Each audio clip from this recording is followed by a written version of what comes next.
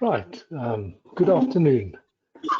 On behalf of SAIA Practice, welcome to all SAIA members, friends of SAIAshare, and those who have joined us for the first time.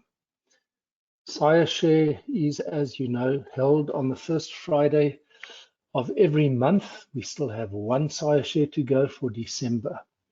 My name is Eugene Barnard. I will be your host this afternoon. I'm joined by Emil Paulson from SAIA Practice.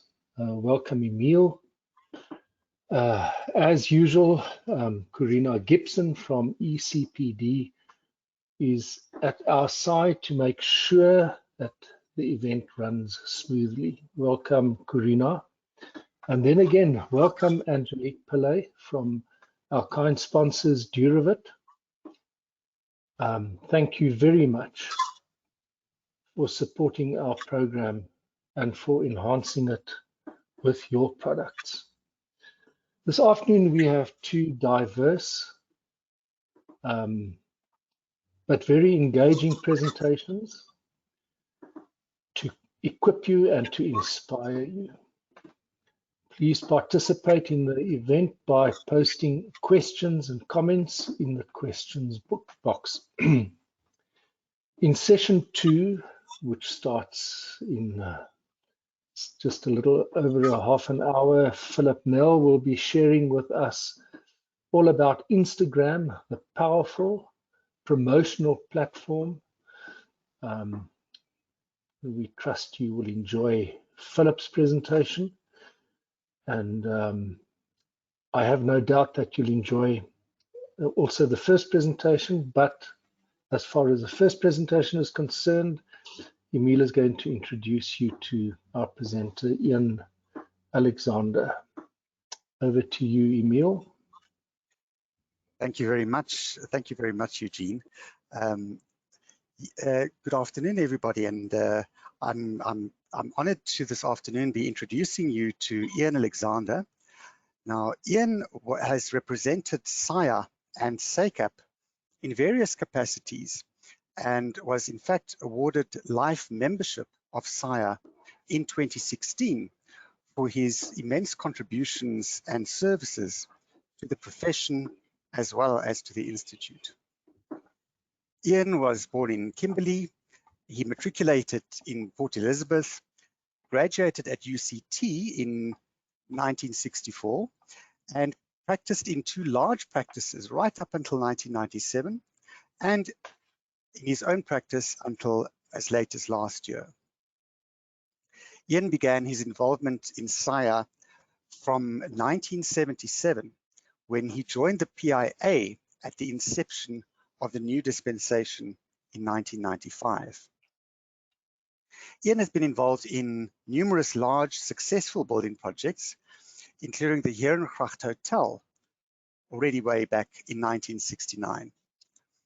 Ian has also lectured at the Tshwane University of Technology for 16 years, and it is there where I first met Ian, and we have engaged now for a number of years, Ian and myself. So it is truly an honor for me to introduce you to Ian, who is going to share with us his knowledge by focusing on some of the fundamental principles of practice. Ian, thank you so much for your time this afternoon, and we welcome you to the event, and we look forward to hearing from you. Over to you, Ian. Hello, good afternoon. Okay, thank you very much, Emil. Yes, I've enjoyed working with you, Emil. You know, when I studied, I didn't really know what an architect did. And the questions arise, you know, what is an architect? And people suggest that architects are philosophers and dreamers. But the main thing about an architect is the architect has to be a pragmatist. They have to understand how things work and, in fact, then make them work. And so this is called an architect's journey. It's basically inspired by Eugene saying that he wanted me to talk about 5 silver bullets. But in fact, what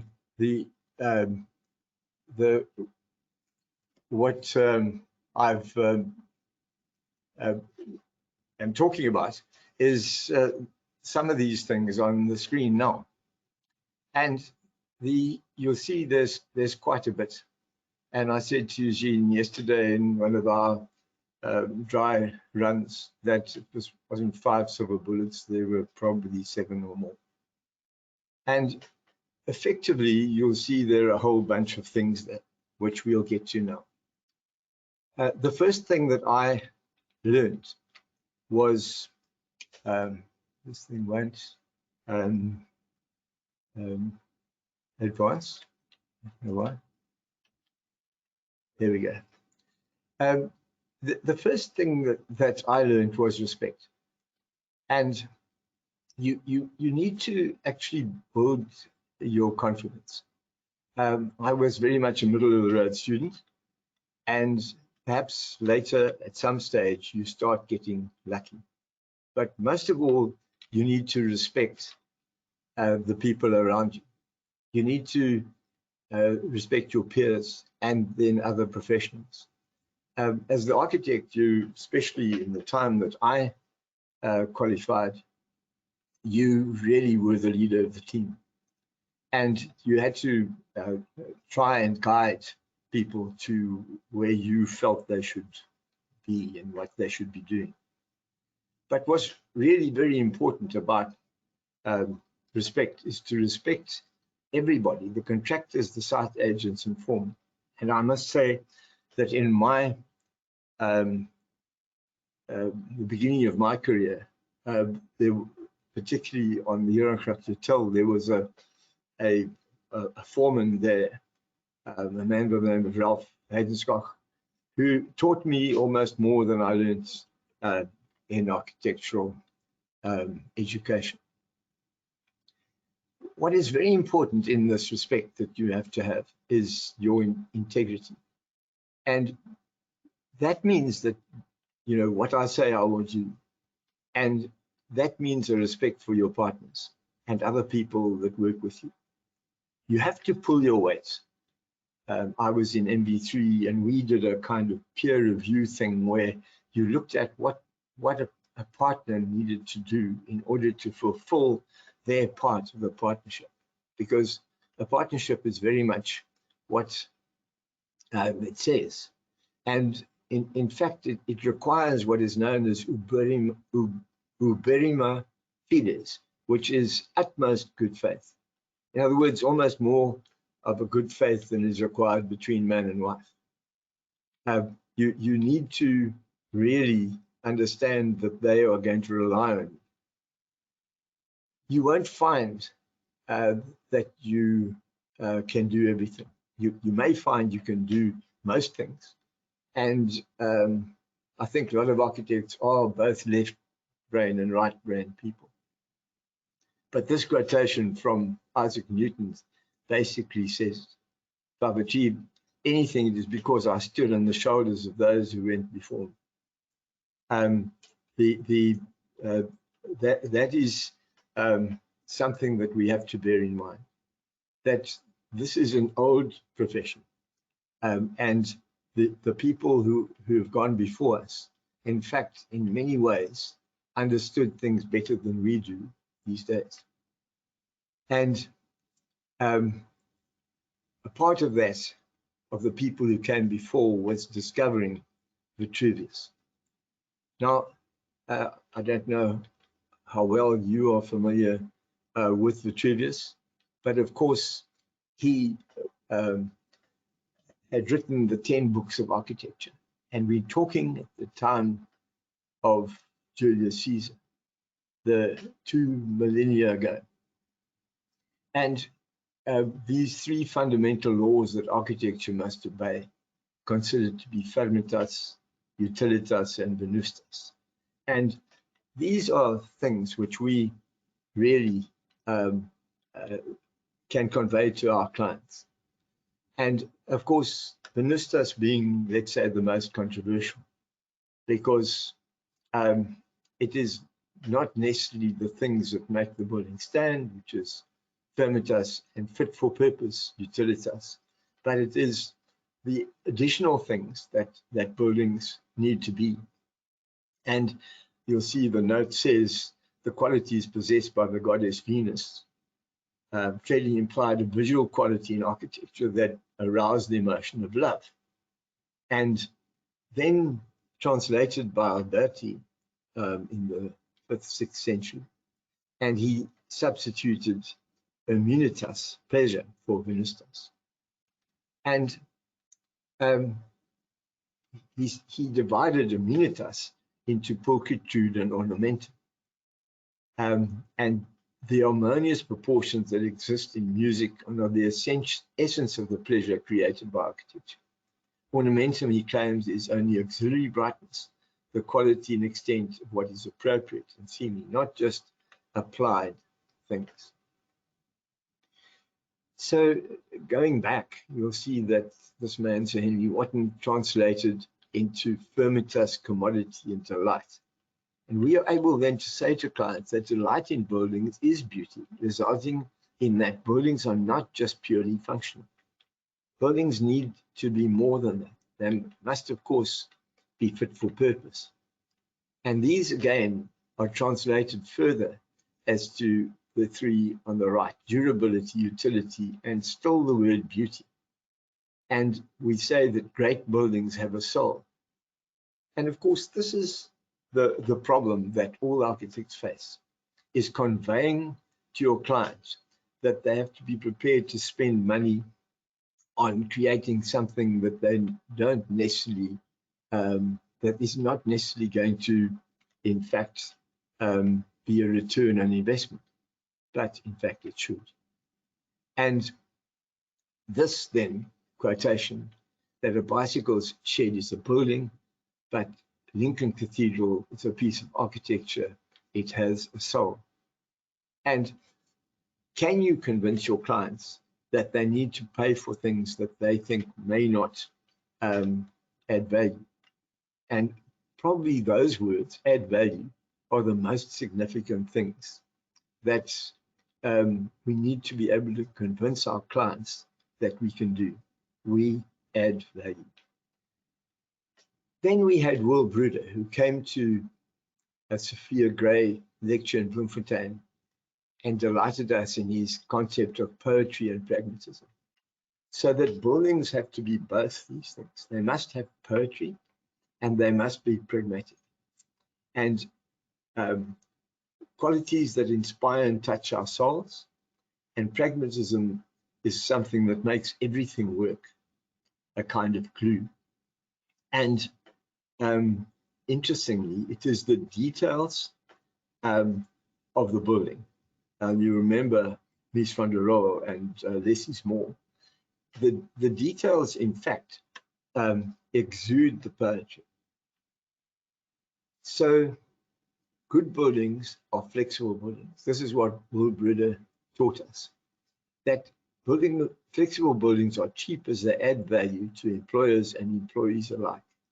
They, in fact, increase productivity. And here is something that you can say, that if the buildings are flexible, they can be reused. You remember the books on new uses for old buildings.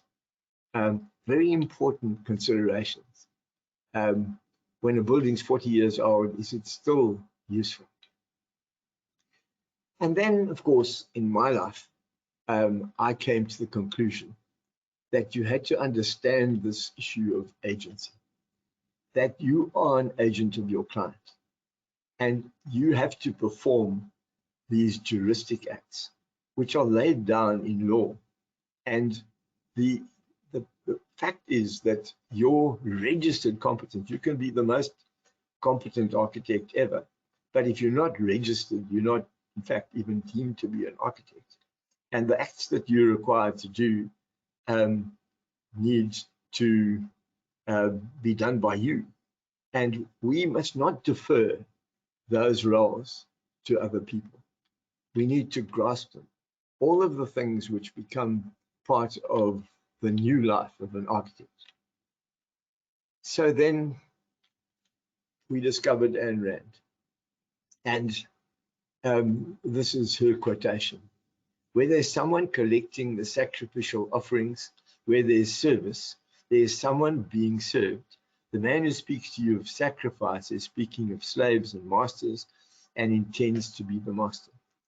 So the famous book Ayn Rand wrote, The Fountainhead, and she wrote other books too, were the most important things that, as I say, should be compulsory reading.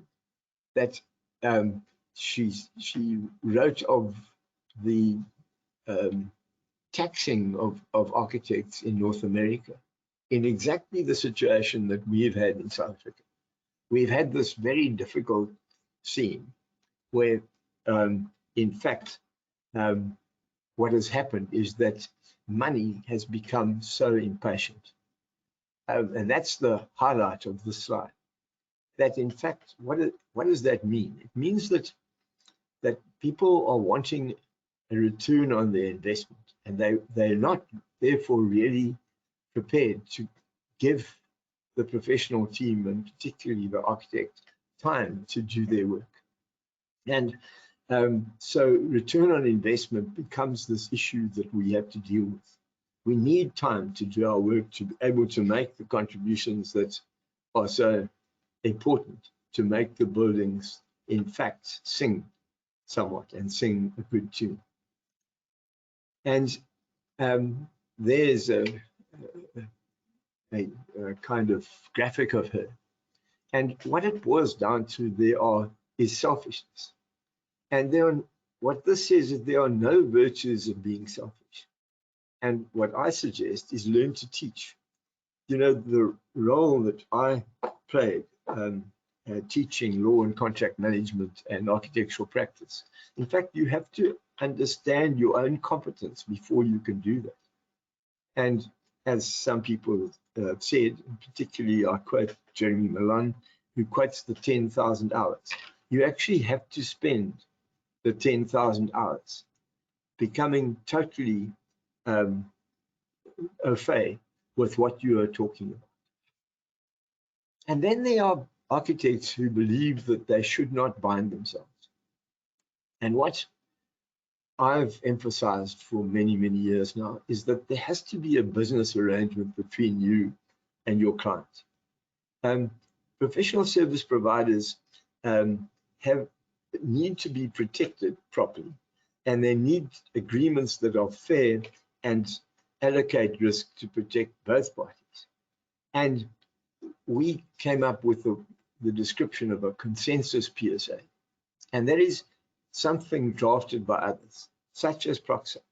And you know, clients sometimes thrust agreements onto you. you must be able to talk your way out of signing such things. They usually are unfair in many ways, and they may be uninsurable. So something's happened here. So the essential issue is that, you know, we always thought that, and in the old days, you may just get a letter through the post. I mean, the Department of Public Works used to do that. You would get an appointment. But we then eventually concluded that, in fact, it can happen that you just are appointed, but usually there's an approach. And once the client approaches us, we respond by offering our service. And it is the acceptance of that offer that becomes the foundation of the service contract. And how is this then made into a formal service agreement? So the thing is that once you are bound in contract, you've established your client's mandate. I use that word, it's not in the slide, but it's the authority required to act as the client's agent. The fact that you're an agent, I mean, there are lots of other agents. I mean, the most common one is the name is within the description of the profession, estate agents. But this law of agency is something that you really need to understand. So the message was, protect yourself. Make sure you have the authority to act on your client's behalf. You must be mandated. And this is a very interesting attribute. And there's one of these that I found for the United States as well, and theirs is even smaller. And this is going back to the money issue, that in fact the origination of buildings is 1 to 2%, and the maintenance of those buildings can be 10 to 20%. But in fact, the United States record after over 40 years of life cycle are still 1 to 2%, that they say that the maintenance and services are only the order of 7 or 8%. And the point is that you can say to your client that if origination is such a small proportion of their cost of housing their business, then surely we must spend money on things which will make the building more a better functional building, and a building that will enhance productivity, that will actually give them a better return on their investment. And so you have to work out ways of talking to your client. The whole matter of how a project starts is critical, and you need to be able to put those arguments forward. In order to do so, you really need to know what the cost of your business is. What do the people in your business, what is the total cost to the practice of somebody in your employ? How does that translate into an hourly charge? The whole business of percentage fees has been under criticism for a long time, but they are useful as a form of benchmark. But what we, in a climate now, where it's preferable that you build a fee from your understanding of your own costs and what you believe is reasonable, and then you can compare it to percentages. Even then, to get paid by your client becomes a major issue. So that's what I've been talking about. If you have to fulfill your role, you need to rely on the fact that people who've gone before you have articulated what it is that makes a building great, what it takes to make a building have a soul. And the only way to, in fact, achieve that is to contract properly, to make a proper business arrangement. And in so doing, you understand good practice and you're likely to be successful. And effectively, those are the bullets for today. And I hope that may have been of value to you. Thank you.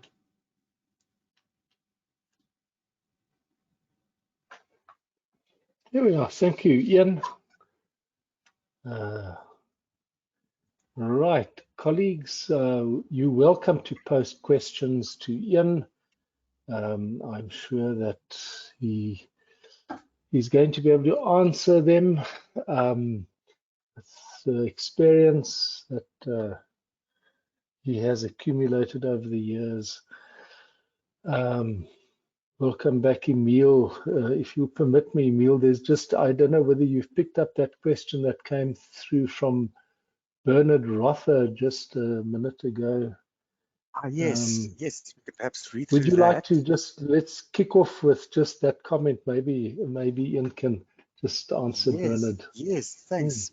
Thanks. Yes, Ian, there's a more of a comment from Bernard Rother here in the chat. He says, Ian, you mentioned Ralph Hedenskoch. Is that correct? That's right. Bernard continues here. Is he in Cape Town? He says he went to St. Joseph's College about 1970. He says, I was in a class or two below him, if that's the same person.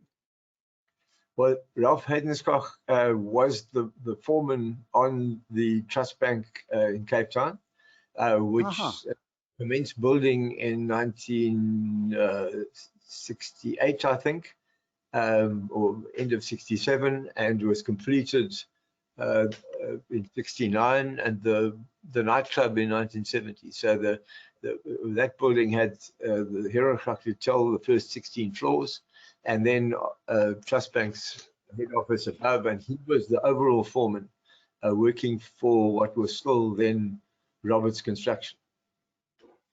Okay. Right. Okay, Emil, there's a question from Sydney. Would you like to address that to Ian as well, please? I'll go ahead. Sydney asks here, I've learned over many years that when Ian says something, he says it's because it's the absolute truth. From the briefing guide back in the 1990s to the law of agency, Ian has remained the authority. Which I think is high praise indeed. It's the 10,000 hours, Emil. There we go. Then the next one here is from Francois Nortje. He says, Dear Ian, when you started out, risk work did not exist, and now it is rife in the industry. How do you propose architects view this and handle it in the light of the talk that you gave? Well, you need to take this attitude as to what your costs are, and you need to decide what is at risk. You need to be able to say to your client, these are the various services that need to be performed. And if you don't want me to do them, who in fact do you think will do them? Because, and you say, well, the client will probably say to you, well, we really, do we really need those things performed? And what you need to say to the client is, how do you protect your investment? I'm your agent, and I'm advising you that you protect your investment by fulfilling a proper service.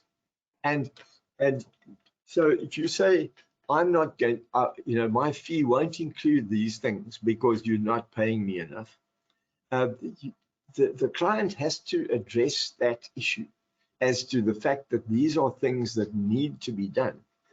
And if you look at Proxa now, if you look at the architect service, in fact, it is really onerous. And what it boils down to, and I've used it and you've used it, and it comes, as I've said originally, from Andre de Villiers, who was Professor at Tukkies, and that is that it's only the architect who has total project understanding. Comprehension is the word. Total project comprehension. So if the architect is not doing these things, they will be done without comprehension. And the problem that you've got to overcome is that I hear today there's still quantity surveying telling clients this is what you pay your architect. And a project manager saying, we will save you some of these fees because we will do things. I've yet to come across any project manager that will take away services from you. Now, it's those arguments that you need to wrap your head around in order to be able to convince your clients that they need you. Why do they need you? And this whole issue of doing buildings properly becomes the issue. That's my answer. Thank you, and I think that was indeed some wise words on that topic. If I continue, Eugene, we still have time to continue.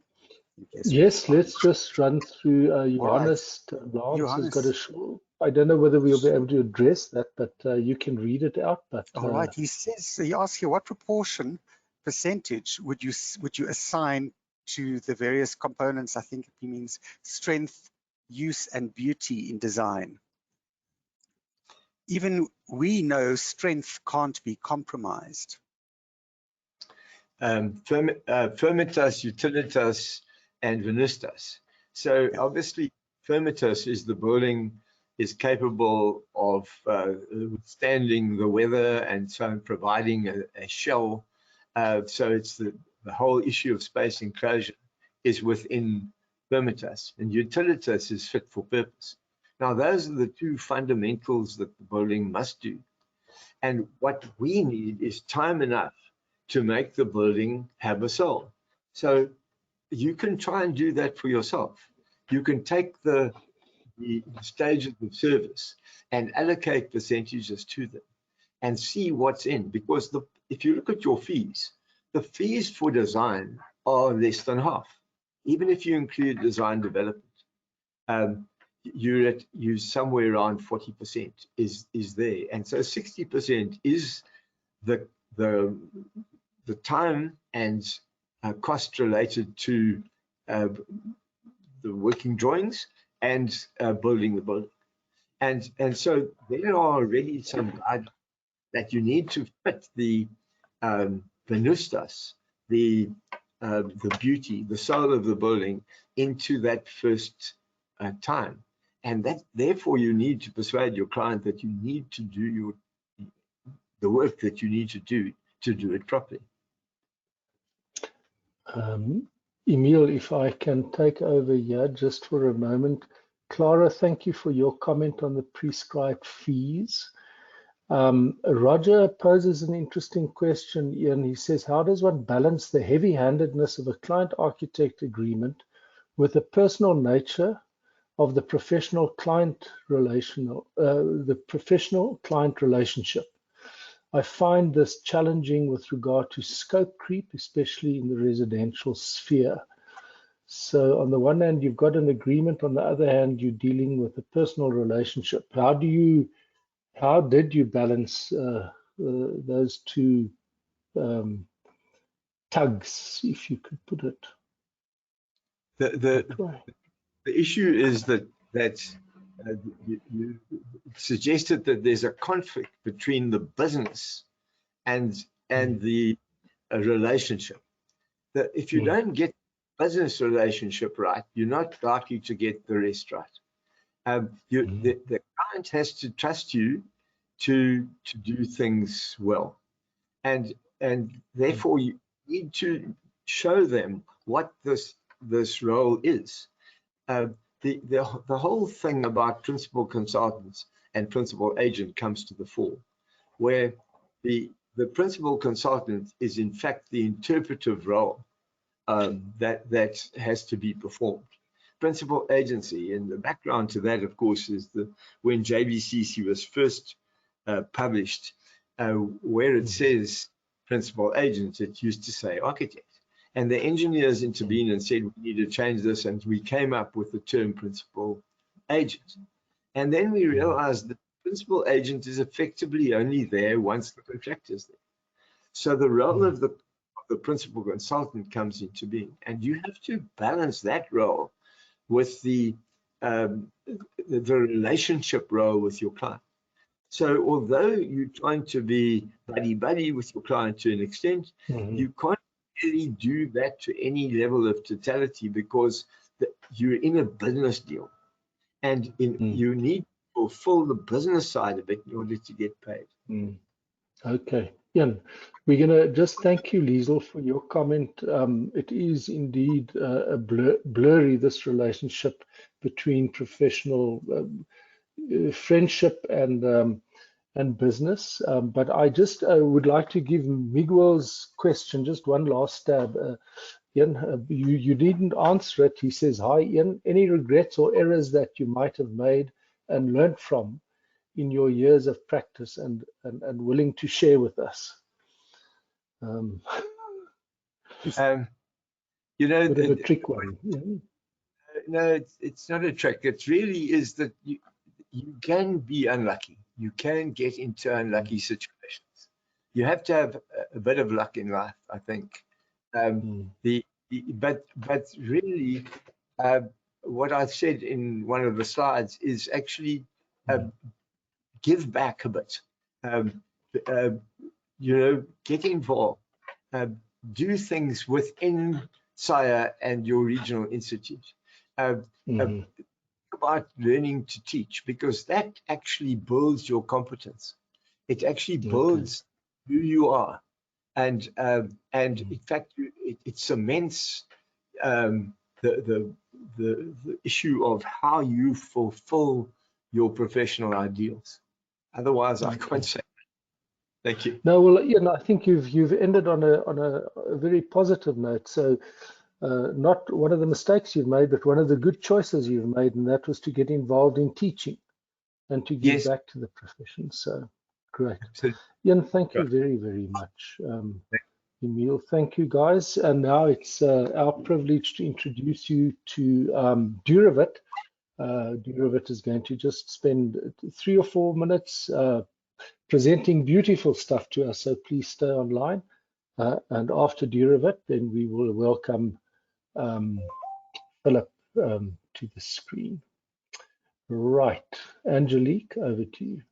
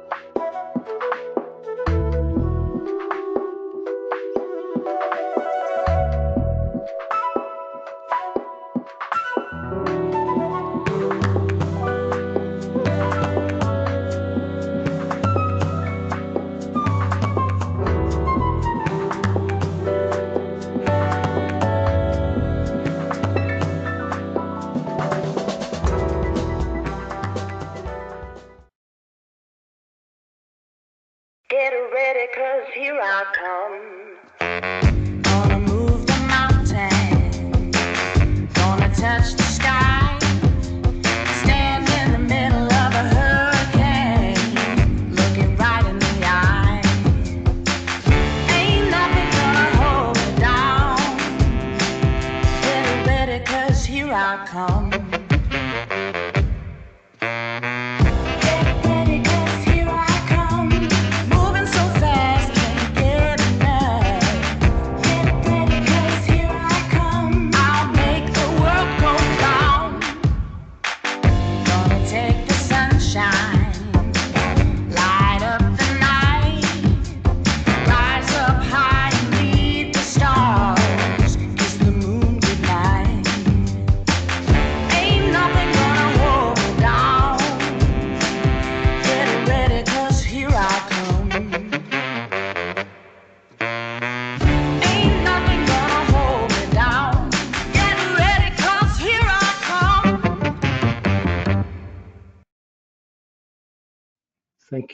Thank you, Karina. Philip, thank you for joining me on the screen. It's my privilege to introduce our audience to you, Philip Nell. Philip is a professional architect, and with Heinrich van Zyl is the co-founder of Oke Collection, a design-led architecture and interior design studio. With the principle of collaboration at its core, Oke Collection believes design brings individuals together, whom, with their unique knowledge, experience, and personal flair, contribute to creating spaces and place that captivates. A collaborative culture is fostered with every phase of a project. Their design is grounded through holistic and innovative thinking. They strive to improve the world by creating spaces that speak of the client's aspirations. Philip has a keen interest in the digital platform Instagram, one that he has found to be immensely useful in marketing services and reaching out to clients. His topic for this afternoon is Instagram, the digital building space. Philip, I look forward to hearing what you have to say. I know virtually nothing about Instagram, so over to you. Thank you. Good afternoon all. My name is Philip Nell. I'm part of a Cape Town-based architecture interior studio. And as mentioned, with the principle of collaboration at core, we believe design brings individuals together whom with their unique knowledge, experience, and personal flair contribute to creating spaces and places that captivate. Firstly, I also want to say thank you to SAIA for affording us the opportunity. Sorry, just want to. SAIA for affording us the opportunity to share some of our ideas and knowledge with you today. The topic that we will be discussing is on how to create a business presence and identity on social media. We chose this topic as we found it is important to give clients and potential future clients a real-time insight into your business. As technology evolves and new marketing platforms reveals itself, that makes it easier to share information. In the past, businesses relied mostly on web pages to convey business information. Content on web pages are seldomly updated and can date quite quickly because it's not user-friendly. Today, we have multiple social media platforms that can be used to create a real-time presence for your business. Apps like, for instance, Instagram, are easily accessed daily on mobile phones and PCs while one is trying to pass time through the traffic or to get 5 minutes of visual stimulation. We specifically chose Instagram as we use it in our business as our main form of marketing and content creation. We found that new client leads usually go onto social media first to do a quick overview of your company and also to do a bit of a credibility check. Instagram gives the client a window into the daily life of their architect and the projects that they work on. It becomes a digital building space in which an architect can relate and reflect their identity. We are not by any means, social media experts, However, we are sharing our experience of setting up our Instagram profile and the information we found most valuable. We found that to create a successful business profile, there are 3 things that will contribute to creating a good presence on Instagram: identity, strategy, and consistency. Identity. As architects, we strive to develop an identity in the buildings we design and the spaces we create. But what is the identity of your digital building space? Who is the architect? Strategy. Planning is key in architecture, and the same for managing a successful digital presence. The most important question to ask is, who is your client and how do I create a presence and tap into their daily feed? And then consistency. To build a successful business and practice, one needs to be consistent, but at the same time dynamic to adapt to the spirit of the time. To have a successful Instagram page, one need to post frequently to build up an identity, grow the amount of people following your page and keeping the interest in your work. So how do we create a presence on Instagram?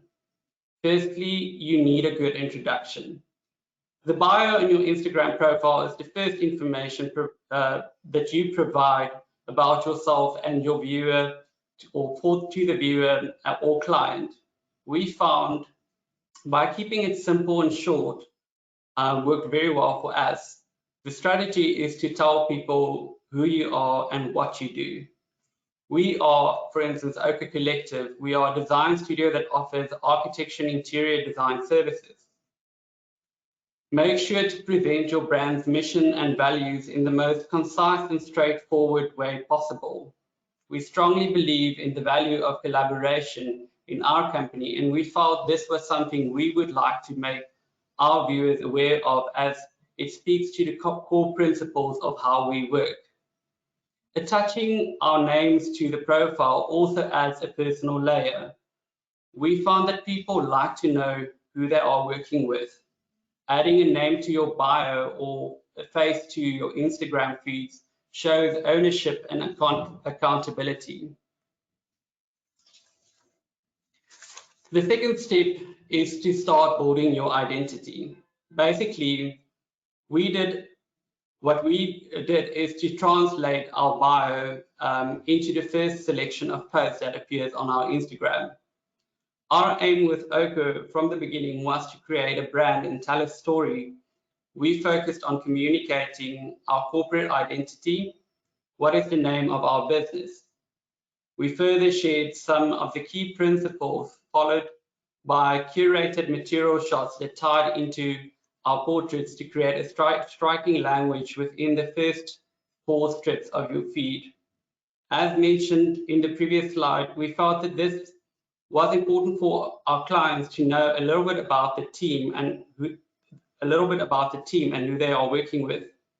We specialize mostly in residential architecture, and therefore we found that having that layer of personal information creates or brings a sense of relatability. The third step was to start posting content. From the start, we decided that it would be best for our brand to have a curated feed. Every page and every Instagram page and every architect is different, and so will every architecture's business identity look different. As per any successful business, planning is key. Planning your content. Don't just post for the sake of posting content. What is the type of story that you really want to tell your clients about your company? Most architects are very specific about their identity and the identity of their buildings and what they believe in. Instagram is not any different. What makes Instagram so powerful is that you can guide your client to really experience the identity of the architecture or the work that you feel passionate about. It's all about storytelling. There are planning apps that are also available that can help you to post things or plan your post before, plan the post in advance before actually putting it onto your Instagram feed. We find this very helpful as it allows us to have a very good overview of what the feed will look like going forward. The fourth point is creating an overall aesthetic that will tie in with the planning. Your Instagram posts are not only viewed individually, but also as a whole. You want to make a good first impression when somebody opens your Instagram. Attention to detail is key here, and you want your post to have a cohesive look to communicate your brand or identity. Instagram posts are stagnant content, meaning that it will stay on your feed for people to view when they visit the profile. Don't overwhelm people with too many posts. We found that in our experience, it is most valuable to do 2 posts a week with the 2 posts spaced about 3 days apart. This is helpful when you boost, for instance, your Instagram post. Now, boosting is essentially a paid advertisement that will appear on other people's feeds. And to benefit most from that, spacing the post further apart really helps.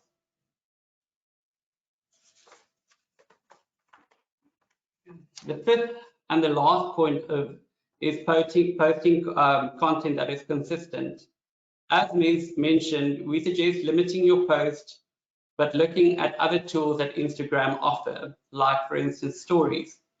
Instagram stories are easy to make and share, and they only stick around for about 24 hours, making them seem more relevant and in the moment. This can be content like initial site visits or building progress photos. This gives the client or the viewer the opportunity to get a window into the daily lives of what we do. Stories are the best way to relate to your audience on a human level, as these usually seem less artificial and more authentic. Stories and posts that usually do very well are also things like, for instance, before and after pics, progress pics, site pics. This will allow you to share initial design intent with people, but at the same time show them what the finished product looks like. It's a great marketing tool that really catches people's attention. We also found that it is quite helpful to actually, when a project is finished, to get a professional photographer in to really capture the spaces. To use this type of content on posts and having that on your feed really helps you to create a styled appearance and also communicate the identity of your work. For individual posts, Instagram is great in providing you with tools to draw data from your posts. It gives you an overview of the interactions on your posts. It tells you how many likes, shares, how many posts have been saved. It also gives you a view into the social demographic of your page, the location in which the content had most interaction, the audience, the gender, the range of the audience, age range of the audience. This is something that can be controlled also by, for instance, boosting your post or doing a paid advertisement, especially if you are targeting a certain age group or demographic that works well with the architecture that you do. Instagram also allows you to get insight into your overall view of the data that is basically collected from all the posts you've done in the past.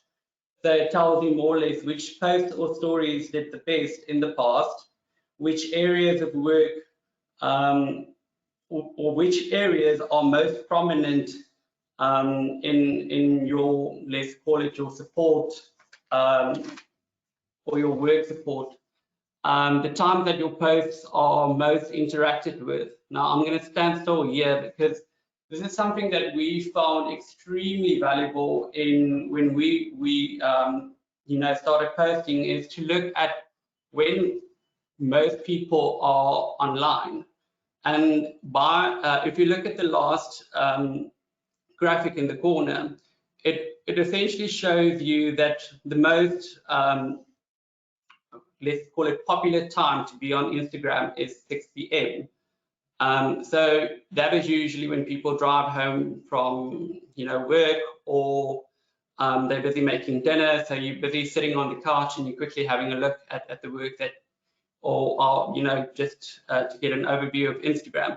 So we found that it's extremely beneficial for us to look at the times that work well. So 7 o'clock in the morning, for instance, is a great time to post. 6 o'clock at night is a great time to post. And then, for instance, Sunday afternoon. So it's all about strategy. The whole idea about marketing and architecture is all about strategy. I would like to conclude. The most valuable thing that we as architects have, and I guess to use on platforms like Instagram, is intellectual content or intellectual property. When architects have the ability to really communicate their intellectual property, this becomes your content, your branding, your identity.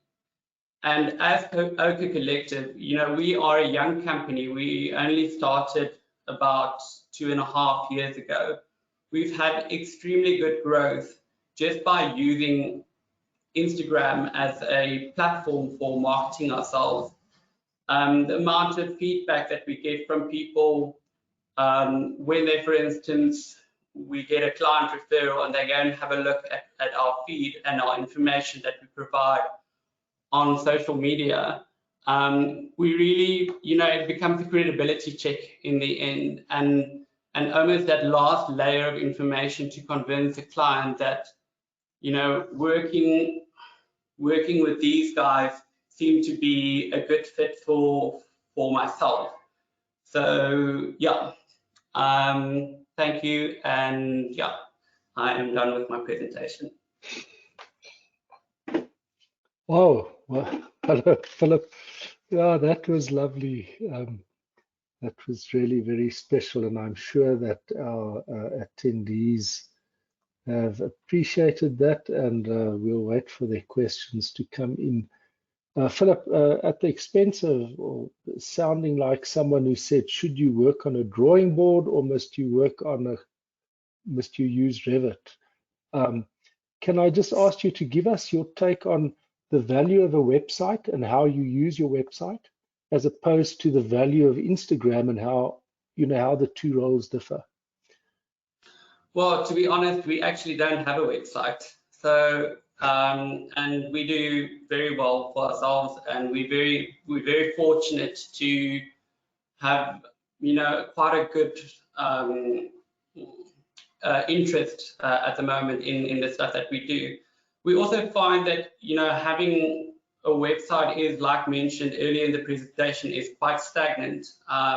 Instagram is more of a real-time look into, for instance, a company's work and a company's profile and identity. So yeah, we actually don't have a website. We use Instagram as our main marketing platform. Great. Well, thanks for answering that. Thank you, Iwa Vins. Well, I won't try and pronounce your surname, but thank you for your comment. She says, or he, lovely Instagram feed. Thank you for sharing. I am now following you. So you've got one more follower, Philip. So let's just check. Roger says, besides credibility checks, have you generated any brand new leads via Instagram? A lot. Okay. So, for instance, I think about probably 60% of our work comes from Instagram. So we have a lot of word of mouth, which we're very fortunate to have. But word of mouth helps, but then people usually go to your Instagram. So we usually see it as a joint as a joint thing. The Instagram and the word of mouth usually go very well together, and that's been very beneficial for us in trying to source work. So yeah, it's we use it a lot. We post every day. We post consistently, and that's the tools that you have to use on this platform to actually make and benefit from it. Moving with the spirit of the time, social media, Instagram will probably be not so relevant in 10 years' time. Something like TikTok or other platforms will actually become more popular. But for this current moment, this is a great platform to actually put yourself out there, to create an identity. And it's actually such a pleasure to go onto architects' Instagram pages to actually look at who is the person behind it. And you can really tell a lot from people's design approach, people's knowledge about aesthetics, people's care to detail by looking at something like, for instance, a very well-planned Instagram page. And it's not necessarily something that you have to do yourself. There are things like social media managers and things like that, but we prefer to do it in-house, and it's actually great to see people's interactions with the post, get an idea, first-hand idea of which of these posts really do well, from which of these posts that we get most leads, and then maybe creating more content on those topics to be able to really benefit from this marketing tool. Okay, great. Philip, just Leon van Heerden, I understand that he knows you from TUT days, but he says, thank you, enjoyed the content. Luke Brown says, thank you. Then Clairkey, I think his name is Clairkey Livingston, says, posting someone's house as we are we not going to have problems with the POPI Act? Do you comment on that, Philip? Do you get permission to post? So usually we ask clients permission before posting. So there are a lot of projects we don't post. We have amazing content, and you have an agreement with your client, and unfortunately you can't post the content, and that happens, especially when you have higher profile clients. It's just part of the job, I guess. Okay, great. Philip, just a question from my side, just briefly. Obviously, you're passionate about Instagram. Do you have someone in the office who's dedicated to that, or is it a collective effort? It's a collective effort. So what we usually tell the people that work with us is if, for instance, Michelle goes to site and she's busy with a project in Clifton, a bungalow, she'll post something in her personal capacity, and I'll reshare it to our page. Not only does it help, to get the exposure, but it also again puts a face to the work that's being done. So it's almost trying to acknowledge the designer that's working with you, and at the same time getting your content and your feed. So we as a team really make an effort to contribute to creating a beautiful feed as a collective, I guess. Okay, great. Do you want to take Sandile's comment, Emil? Or? Sure, with pleasure. Yes, thank you. Philip, Sandile asks here, are there any upsides to Instagram over Facebook, or are they the same? And in fact, I'm glad that Sandile asked the question, and I'm not going to show how out of touch I am myself. But what are the upsides to Instagram then over Facebook? Is Sandile's question. I think it maybe depends on the client demographic. So we link our Instagram to Facebook. It's one company. It's owned by Meta. So once you post something on, for instance, Instagram, it immediately goes to your Facebook feed as well. So it's beneficial to use both. We find that, you know, the older generation is more at this stage more comfortable with Facebook, the younger generation more comfortable with Instagram, and I think the younger generation will be probably something like TikTok. So we are not on TikTok yet. Luckily, those people or the younger people can't afford building houses yet. So, but we'll get to that at some stage. How do you think TikTok is going to be used in this realm, since in terms of the future? Yeah, so actually, I saw a very interesting article the other day about, they call it GIFs, these small 10-second videos that give you a quick overview of what's happening on site, or, you know, a slow walkthrough through a building. Now, that is something that Instagram as well is trying to promote, because they are competing with other platforms like TikTok. So you will see that if you do, Instagram has also rewritten their algorithm to, for instance, if a GIF gets posted, it will do far better than a stagnant post, for instance. And that is because Instagram is looking to compete with its fellow social media platform. So I think in the future, it would be very beneficial to start creating like small 10-second reels or GIFs or videos that you can basically use as content. But then you really need to have a content creator, because I can't imagine having to do all of that work. That's a full-time job. Right. Philip, just if we can move on, Johan starts, wants to know, would you say this kind of marketing is limited to residential clients only, or corporate clients? No, I think if you look at a lot of non-profit organizations, they also use Instagram as a great platform to get people to see what they do. And in the end, it's about having it in your hand.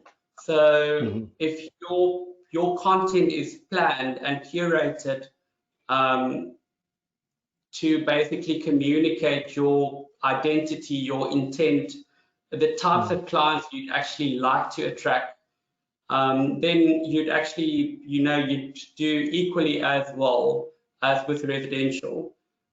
We happen to specialize in residential. I mean, if we get hospitality projects or social projects, we would love to do it.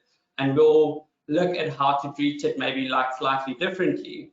But I think it's something that could be used, you know, just clever planning and strategy and identity is the key things here in you know, creating a successful online presence or digital presence. I don't think it's limited to Instagram. It could be any platform as well. Okay, great.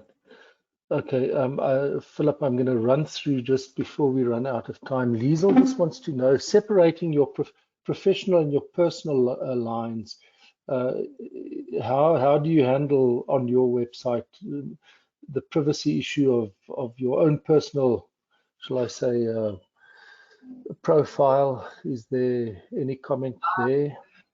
I think that is a completely subjective thing. I don't mind people having to know who I am, because part of what we do as architects is people want to get to know you. They want to get a little bit of an insight into the architect's personality as well.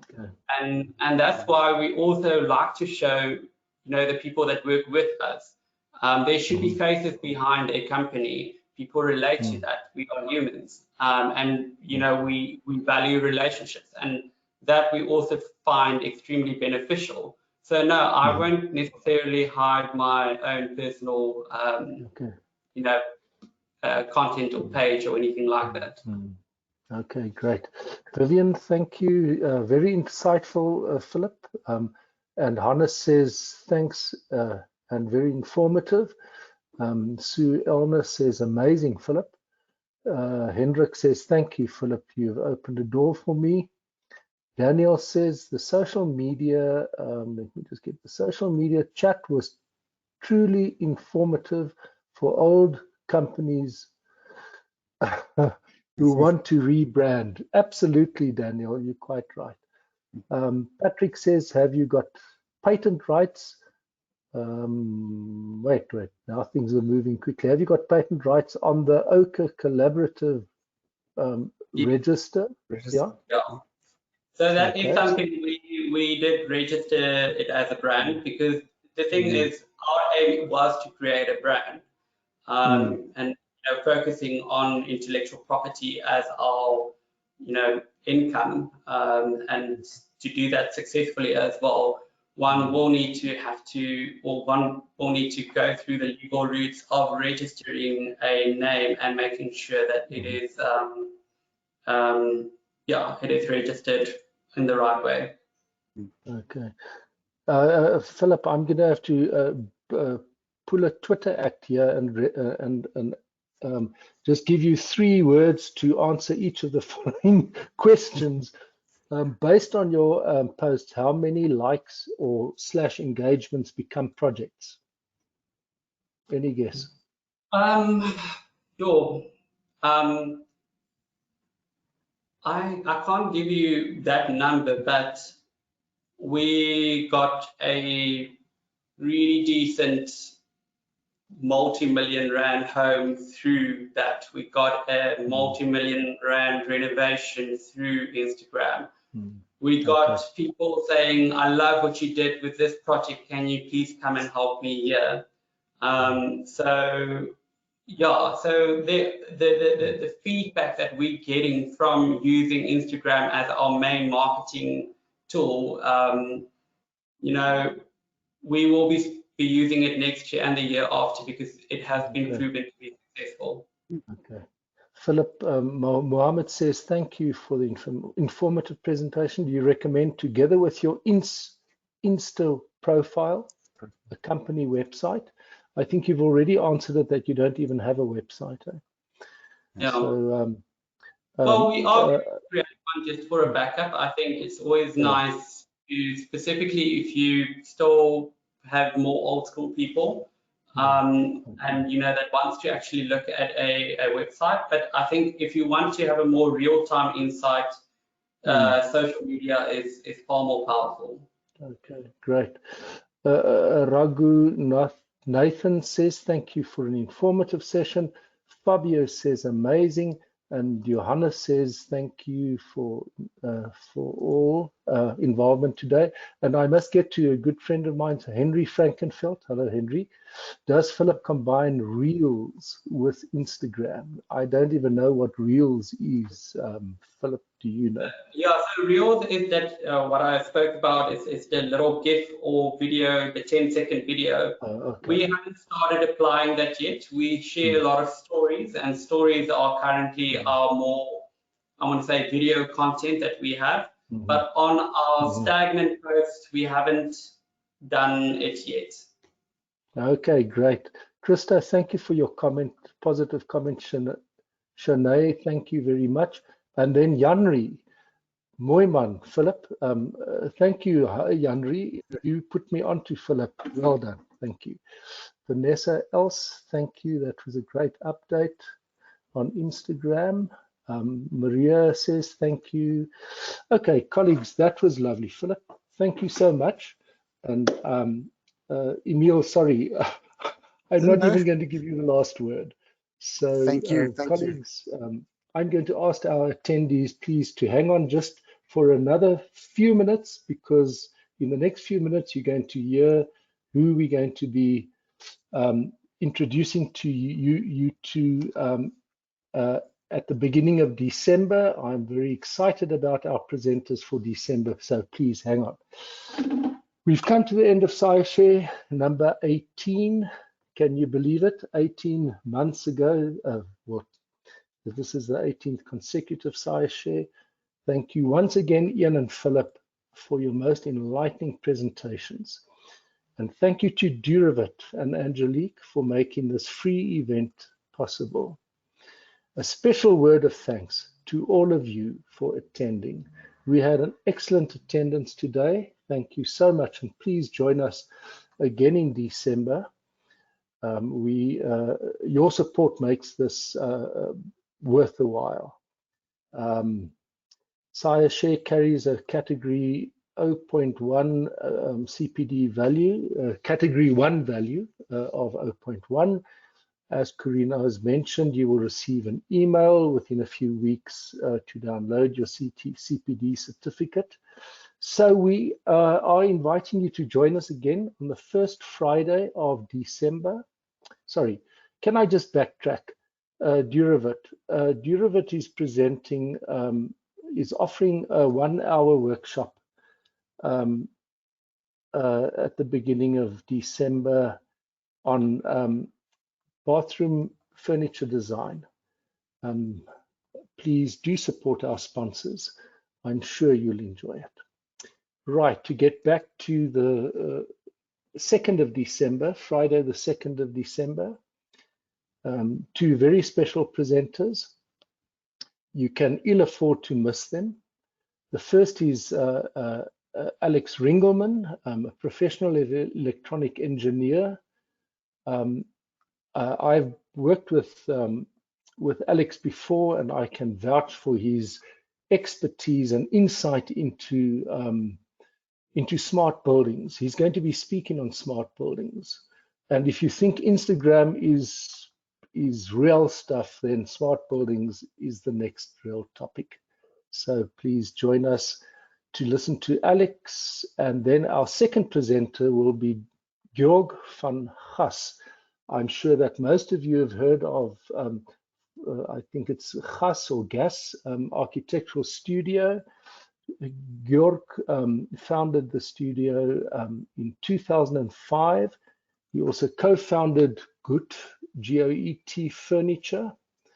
He will be speaking on the topic human-centric design, architecture for the people, by referring to the exciting work that the dynamic and progressive Gas Architectural Studio is doing. Right, I'm going to greet you with an excerpt from Nikki Gerard's book, What Dementia Teaches Us About Love. I am presently reading the book. It's excellent stuff. This is Nikki speaking. She writes, "Do you want to hold it?" I nod. I take the brain. It is heavier than I expected. Softer, a gelatinous, pale mass. This soft, inert thing used to be the seat of a self. It contains about 86 billion nerve cells, a dot the size of a sugar grain, containing about 10,000, and each one connecting to about 10,000 others, avidly consuming energy and giving life and meaning, magnificently plastic and connective and dynamic, never asleep, even when we are a miracle of perpetual motion with the body as its battery. Colleagues, in the age of smart buildings, remember the truth about the amazing me. Thank you for joining us, and see you on the 2nd of December. Bye-bye.